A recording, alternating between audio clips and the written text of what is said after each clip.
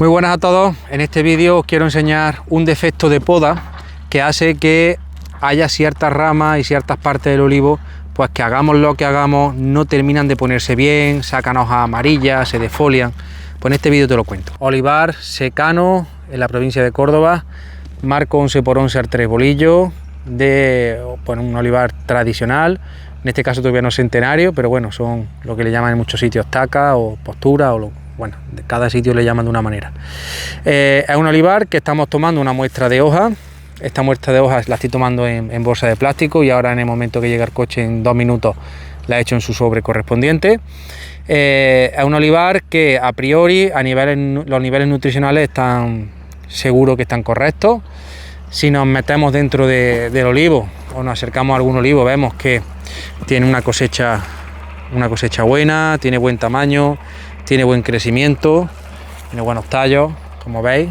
El olivo ha crecido muy bien, no tiene una coloración amarilla, no tiene necrosis, no tiene ningún tipo de clorosis rara, no tiene enfermedad, no tiene repilo, no tiene plaga. En fin, el olivar, aunque está en recuperación porque tiene mucha madera vieja, este olivar estaba muy maltratado, pues la realidad es que a nivel de visual pues tiene un aspecto correcto y ahora lo vamos a confirmar con la analítica foliar, ¿vale?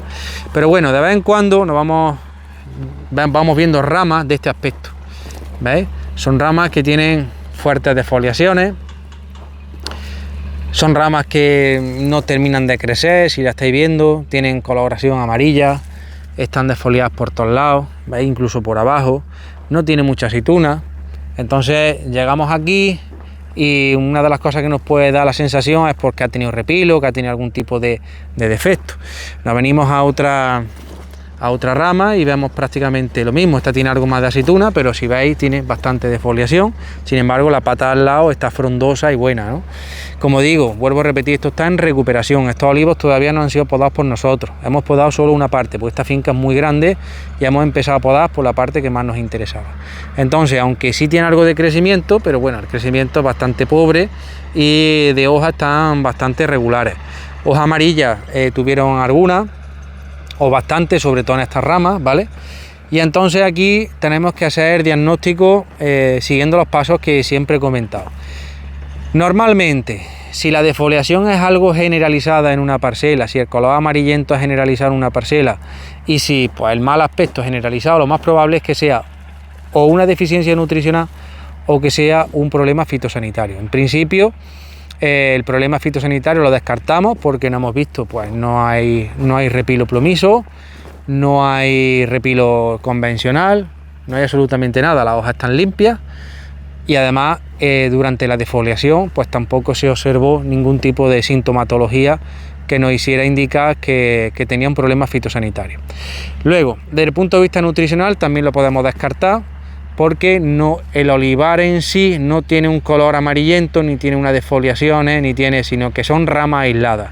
Entonces aquí nos puede indicar también que posiblemente pudiese ser un problema fitosanitario.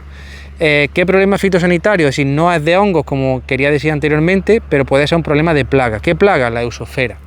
Si nos metemos dentro de las ramas que están afectadas, podríamos ver si hay pues serrín, si hay algo similar que nos pueda hacer ver que tiene eusofera. La realidad es que no, los cortes de las ramas son bastante antiguas y no tienen eusofera. Ahí tenéis cortes de vida pues de los últimos 2 años que están con buen crecimiento, no tienen eusofera tampoco, con lo cual descartamos la eusofera. Perfecto, entonces ¿qué nos queda? Lo que nos queda es que la planta defolia porque no le llega suficiente savia a las puntas y se queda de esa manera. ¿Por qué ocurre esto? Pues normalmente porque, como he dicho anteriormente, aquí la gestión que se hacía era bastante regular y pues fijaros, si nos metemos dentro del olivo, que pasa que no lo podemos ver muy bien porque está sin podar, si nos metemos dentro del olivo, aquí se han realizado podas tardías donde se han quemado las ramas.